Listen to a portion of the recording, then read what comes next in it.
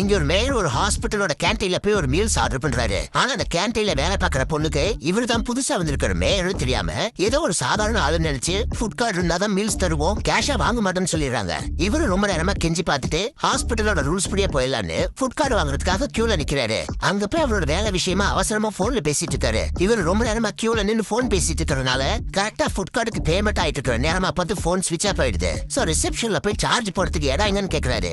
அதுக்கப்புறம் அங்க போய் பார்த்தா அங்க இருக்கிறது ஒரே ஒரு சார்ஜர், அதுலயுமே வேற ஒருத்தர் அவசரம்னு சொல்லி சார்ஜ் போட்டுட்டு இருக்காரு. அப்பதான் இந்த ஹாஸ்பிட்டல்ல பொதுமக்கள் எவ்வளவு கஷ்டப்படுறாங்கன்னு தெரிஞ்சுக்கிறாரு. இந்த மாதிரி ஒரு அவசரத்துல ஒரு சாதாரண ஆள் வந்து எவ்வளவு கஷ்டப்படுறாங்கன்னு புரிஞ்சுக்கிறாரு. இப்படியே நேரம் ஆயிட்டே போகுது. கடைசியா 1 மணி நேரம் கழிச்சுதான் அந்த சார்ஜர் கிடைக்குது. இவரு சார்ஜ் போட்டுட்டு அந்த போன் ஆன் பண்றாரு. அதுக்குள்ள அவசரமா ஒரு கால் வரவும் அதுல பேசிட்டு இருக்காரு. அப்ப அங்க வந்து தண்ணி கேன் போல வந்தவன் இவரை பார்த்தது இவர் பேர்னு கண்டுபிடிச்சிடறான். சோ அவனோட பவர் பேங்கை கொடுத்து இவருக்கு ஹெல்ப் பண்றான். கடைசியில் இவர் ரொம்ப நேரமா இங்கேயும் அங்கேயும் சுத்திட்டு இருந்ததுனால லஞ்ச் டைம் முடிஞ்சு அவங்க அம்மாவுக்கு சாப்பாடு தீர்ந்து போயிடுது.